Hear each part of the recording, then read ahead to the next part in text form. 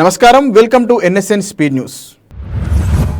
బెంగళూరు నగర శివార్లలో ఇటీవల ఓ రేవ్ పార్టీలో పాల్గొనడంతో పాటు మాదక ద్రవ్యాలను వినియోగించాలని అభియోగాలు ఎదుర్కొంటున్న తెలుగు సినీ నటి హేమను విచారించేందుకు పోలీసులకు అనుమతి లభించింది. బుధవారం అనేకల్ న్యాయస్థానం ముందు ఆమెను హాజరుపరిచి 3 రోజుల కస్టడీకి ఇవ్వాలని అధికారులు విన్నవించారు.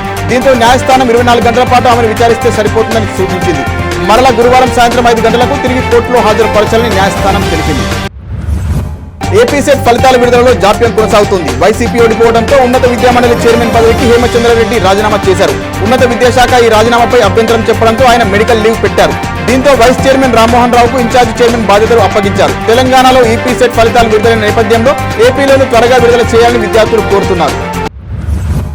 వివిధ విషయాలలో భాగంగా అంతరిక్షంలో 1000 రోజులు గడిపిన తొలి వ్యోమగామిగా రష్యాకు చెందిన ఒలెగ్ కురనెంకో నిలిచారు. 2008 నుంచి ఇప్పటి వరకు 5 సార్లు ఇంటర్నేషనల్ స్పేస్ స్టేషన్ కు వెళ్లిన అనుభవం ఒలెగ్కు ఉంది.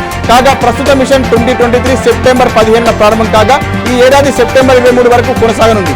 ఈ క్రమంలో మంగళవారం ఆయన ఈ రికార్డు చేరుకున్నట్లు రష్యా స్పేస్ ఏజెన్సీ రోస్కాస్మోస్ వెల్లడించింది.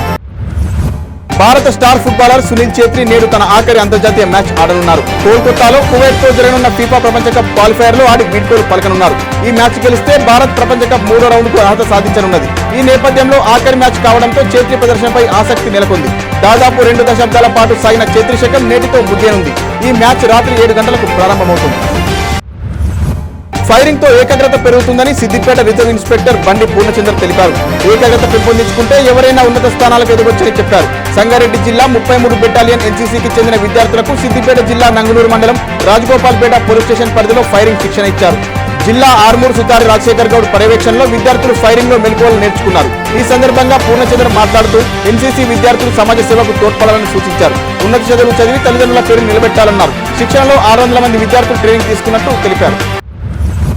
ప్రముఖ ఏఐ చిప్ తయారీ సంస్థ ఎన్విడియా మార్కెట్ విలువలో యాపిల్ ను దాటేసింది. బుధవారం సంస్థ షేర్లు దూసుకెళ్లడంతో మార్కెట్ విలువ 3 ట్రిలియన్కు చేరింది. దీంతో ఆ సంస్థ అత్యంత విలువైన కంపెనీల జాబితాలో 2వ స్థానానికి చేరింది. స్టాక్స్ ను మరింత విభజించేందుకు ఎన్విడియా సిద్ధమవుతున్న నేపథ్యంలో షేర్లు దూసుకెళ్లాయి. కాగా అగ్రస్థానంలో మైక్రోసాఫ్ట్ $3.14 ట్రిలియన్ కొనసాగుతోంది. లోక్సభ ఎన్నికల్లో 797 మంది మహిళా అభ్యర్థులు పోటీ చేస్తే 74 మంది విజేతలుగా నిలిచారు.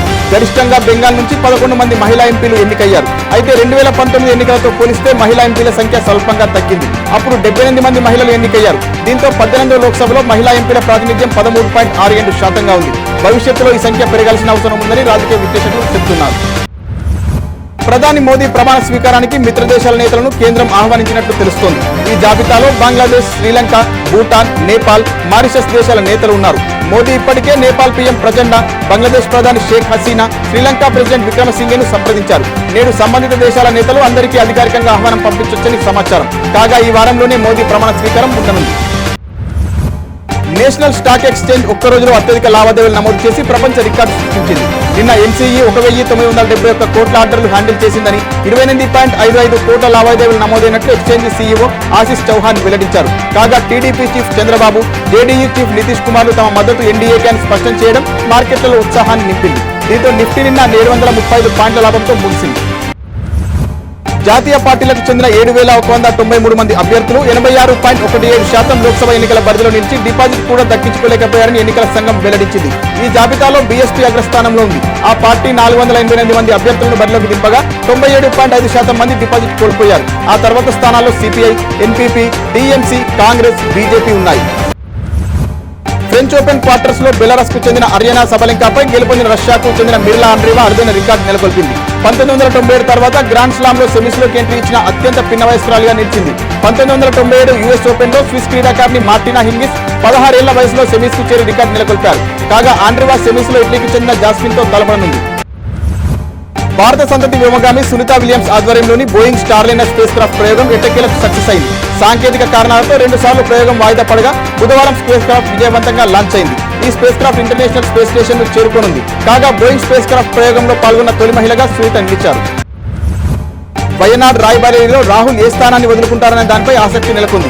వయనాడ్లో కాంగ్రెస్ నేతృత్వంలోని యూడీఎఫ్ బలంగా ఉండగా రాయ్బరేలీ కాంగ్రెస్ కు కంచుకోటగా కొనసాగుతుంది. రాహుల్ రాయ్బరేలీ వదులుకుంటే ఉప ఎన్నికలో ప్రియాంకను బరిలోకి దింపే ఛాన్స్ ఉంది. ఎన్నికలకు ముందు జయరాం రమేష్ కూడా ఈ విషయాన్ని పరోక్షంగా ప్రస్తావించడంతో రాహుల్ ఈ స్థానాన్ని వదులుకోవచ్చని రాజకీయ విశ్లేషకులు అభిప్రాయపడుతున్నారు. లోక్సభ ఎన్నికల్లో దేశవ్యాప్తంగా నోటాకు 63,72,220 ఓట్లు పోలినట్లు ఈసీ వెల్లడించింది. అత్యధికంగా బీహార్లో 8,97,000 ఓట్లు నోటాకు పడ్డాయని తెలిపింది. యూపీలో 6,34,000, మధ్యప్రదేశ్లో 5,32,000, పశ్చిమ బెంగాల్లో 5,22,000, తమిళనాడులో 4,61,000, గుజరాత్లో 4,49,000, మహారాష్ట్రలో 4,12,000, ఏపీలో 3,98,000, ఒడిశాలో 3,24,000 మంది ఓటర్లు నోటాకు వేశారు. 2019 ఎన్నికల్లో 65,22,000 ఓట్లు పడగా ఈసారి ఆ సంఖ్య 2 లక్షలకు తగ్గింది. 2019 ఎన్నికల్లో 65,22,000 ఓట్లు పడగా ఈసారి ఆ సంఖ్య 2 లక్షలు తగ్గింది. మృగశిర కార్తె ప్రారంభం సందర్భంగా ఆస్తమా రోగులకు చేప మందు పంపిణీ చేయనున్నారు. నాంపల్లి ఎగ్జిబిషన్ గ్రౌండ్ లో బత్తిని కుటుంబ సభ్యులు ఈ చేప మందు ప్రసాదాన్ని పంపిణీ చేస్తారు. రాష్ట్రంలోని వివిధ ప్రాంతాలతో పాటు ఇతర రాష్ట్రాల నుంచి కూడా ఈ చేప ప్రసాదం కోసం ఆస్తమా రోగులు వస్తుంటారు. ఈసారి భారీ సంఖ్యలో రోగులు వచ్చే అవకాశం ఉందంటున్నారు. ఎగ్జిబిషన్ గ్రౌండ్ కౌంటర్లు ఏర్పాటు చేసి చేప ప్రసాదం పంపిణీ చేయనున్నారు. చేప ప్రసాదం పంపిణీకి R&B అధికారులు అన్ని ఏర్పాట్లు చేశారు. రాష్ట్ర స్థాయి గ్రీన్ ఛాంపియన్ అవార్డుకు Wanaparthy government co education degree college ఎంపికైంది. ప్రపంచ పర్యావరణ దినోత్సవం సందర్భంగా బుధవారం హైదరాబాద్ తెలంగాణ కాలుష్య నియంత్రణ మండలి ఆడిటోరియంలో నిర్వహించిన కార్యక్రమంలో అవార్డు అందజేశారు. కాలేజీ ప్రిన్సిపాల్ ఎన్ శ్రీనివాస అవార్డును అందుకున్నారు. అలాగే నారాయణపేట మున్సిపాలిటీ వేస్ట్ మేనేజ్మెంట్ పాలసీలో Telangana pollution control board green champion అవార్డుకు ఎంపికైంది. Municipal commissioner Sunitha, engineer Mahesh అవార్డును అందుకున్నారు. ఒడిశాలో అధికారం కోల్పోయినందుకు సిగ్గుపడాల్సిన అవసరం లేదని ఆ రాష్ట్ర మాజీ సీఎం నవీన్ పట్నాయక్ అన్నారు. కొత్తగా ఎన్నికైన తమ పార్టీ ఎమ్మెల్యేలతో ఆయన మాట్లాడారు. తాను తొలిసారి సీఎం అయినప్పుడు రాష్ట్రంలో 70% ప్రజలు దారిద్ర్య రేఖకు దిగువన ఉండేవారని, దాన్ని 10% తగ్గించాలని గుర్తు చేశారు. 24 ఏళ్లుగా రాష్ట్రానికి బీజేడీ సేవలందించిందని, ఇంకా పనిచేస్తూనే ఉంటుందన్నారు. ఈ ఎన్నికల్లో బీజేపీకి 78, బీజేడీకి 51 సీట్లు వచ్చాయి. ఎన్నికల్లో ఘన విజయం సాధించిన టీడీపీ చీఫ్ చంద్రబాబుకు యంగ్ టైగర్ ఎన్టీఆర్ ఎక్స్ లో విషెస్ తెలిపిన సంగతి తెలిసిందే. దీనిపై చంద్రబాబు స్పందించారు. థ్యాంక్ యూ వెరీ మచ్ అమ్మ అంటూ జూనియర్ ఎన్టీఆర్ కు బదులిచ్చారు. అలాగే తనకు శుభాకాంక్షలు తెలిపిన రామ్ చరణ్, మహేష్ బాబు, ఇతర రాజకీయ సినీ ప్రముఖులకు సైతం ఆయన ధన్యవాదాలు తెలిపారు. సార్వభౌమత్వాన్ని, ప్రాదేశిక సమగ్రతను కాపాడుకునేందుకు అణ్వాయుధాలను ప్రయోగించడానికి తాము వెనకాడబోమని రష్యా అధ్యక్షుడు వ్లాదిమిర్ పుతిన్ తెలిపారు.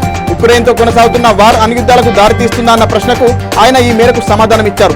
బుధవారం ఆయన సెయింట్ పీటర్స్బర్గ్ లో అంతర్జాతీయ మీడియా ప్రతినిధులతో మీడియా సమావేశం ఏర్పాటు చేశారు. కాగా అణ్యుద్ధం పేరిట రష్యా భయోత్పాతం సృష్టిస్తుందంటూ అమెరికా చేస్తున్న తప్పుడు ఆరోపణలను పుతిన్ తీవ్రంగా మండిపడ్డారు. వాస్తవానికి 2వ ప్రపంచ యుద్ధంలో అణ్వాయుధాన్ని వాడింది అమెరికానని ఈ సందర్భంగా గుర్తు చేశారు. అయితే ముప్పు పొంచి ఉన్నప్పుడు అణ్వాయుధ ప్రయోగానికి రష్యా చట్టాలు పర్మిషన్ ఇస్తాయని ఆయన చెప్పుకొచ్చారు. ఐపీఎస్ అధికారులు బిందు మాధవ్, అమిత్ బర్దార్లపై సస్పెన్షన్ ను ఎన్నికల సంఘం ఎత్తివేసింది. పోలింగ్ రోజు ఆ తర్వాత పల్నాడు, అనంతపురం జిల్లాలో జరిగిన హింసాత్మక ఘటనలను అడ్డుకోవడంలో వీరు విఫలమయ్యారని వీరిపై ఈసీ వేటు వేసింది. మే 16న సస్పెండ్ చేస్తూ ఉత్తర్వులు జారీ చేసింది. తాజాగా వాటిని ఉపసంహరించుకున్నట్లు పేర్కొంది. హైదరాబాద్ లో నిన్న సాయంత్రం కురిసిన భారీ వర్షానికి ఎంజీబీఎస్ లో సాంకేతిక లోపం తలెత్తడంతో మెట్రో రైళ్లు నిలిచిపోయాయి. దీంతో అన్ని మెట్రో స్టేషన్లలోని ప్రయాణికులు తీవ్ర ఇబ్బందులు ఎదుర్కొన్నారు. ఒకవైపు వర్షం, మరోవైపు ట్రాఫిక్. దీంతో మెట్రోలో ప్రయాణించాలి అనుకున్న వారికి గట్టి షాక్ తగిలింది.